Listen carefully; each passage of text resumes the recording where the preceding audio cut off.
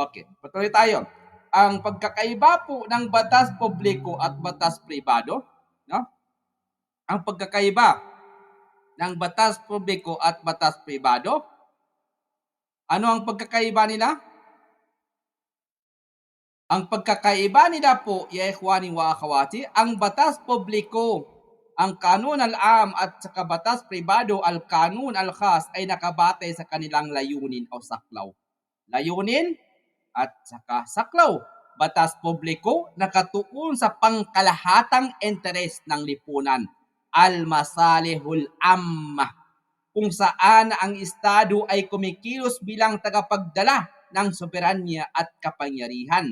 Batas pribado nakatuon sa personal o pribadong interest ng mga individual o institusyon, kung saan ang Estado ay nakikilahok lamang bilang ordinaryong legal entity katulad ng ibang tao. Ano ang application natin dyan? Batas publiko, kanun al-am o public law, kung ang Estado ay nagpataw ng buwis sa lahat ng mamamayan, kung ito ay nag-expropriya ng lupa para sa kalsada o pampublikong proyekto, dito ya ikhwani wa akhawati, my brothers and sisters, mas mataas ang legal na posisyon ng Estado kumpara sa individual. Bakit? Dahil po ito'y kumakatawan sa interes ng lipunan. Masalihul amma.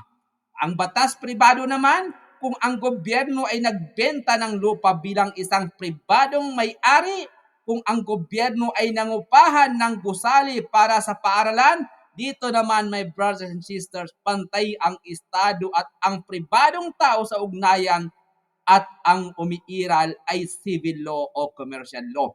So ano po, paano yan?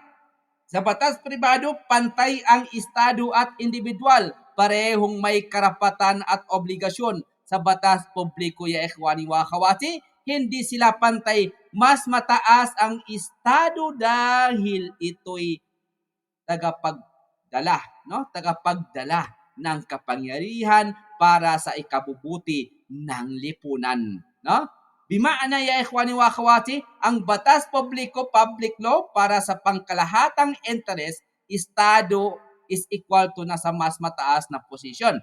Ang batas pribado naman, private law, para sa pribadong interes, Estado is equal to pantay sa ibang individual. Ang pangunahing batayan ng pagkakaiba ay kung ano ang layunin, pampubliko o pribado, at kung paano kumikilos ang Estado bilang sovereign o bilang ordinaryong entity.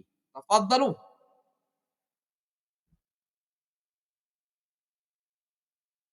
Tafaddalu ya ikhwani wa akhawati. Ano ang nakuha natin?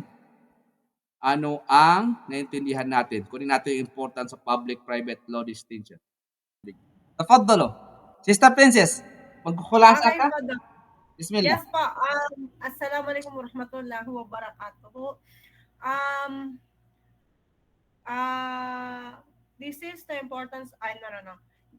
Yung pagkakaiba po ng pampublikong batas o ng public law at ng private law ay ang public law ay sangay ng batas na namamahala sa ugnayan ng pamahalaan at ng mamamayan. Tinutukoy nito ang mga usaping may kinalaman sa kapakanan ng buong lipunan at tinitiyak ng Estado ay kumikilos ayon sa batas at para sa kabutihan ng panlahat. In short, public law is a general para siya sa pangkalahatan. Kabilang dito ang konstitusyonal na batas, administratibong batas, batas kriminal at ang batas internasyonal. Samantala naman po, ang pribadong batas o ang private law o tinatawag din nating sibil na batas ay namamahala sa ugnayan ng mga pribadong individual o institusyon. Layunin nito na pangalagaan ang karapatang pantao at lutasin ang mga alitang may kinalaman sa mga pribadong usapin tulad ng kontrata, ari-arian, dispute sa pamilya o negosyo. Kabilang dito ang sibil na batas, batas pangkalakalan at ang batas paggawa. Yun lamang po, Doc. Assalamualaikum. Waalaikumsalam warahmatullahi wabarakatuh. Barakallahu fikum ya ikhwani wa akhwati. Syukran jazilan Sister Princess. Masyaallah, barakallahu fikum. Okay, Hasanan. Sino pa? Magsabi lang kayo pag hindi natin naintindihan.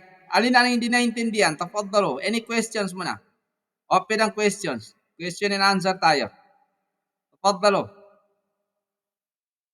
Okay, patuloy tayo kasi marami pa tayong pag-usapan. Barakallahu fikum.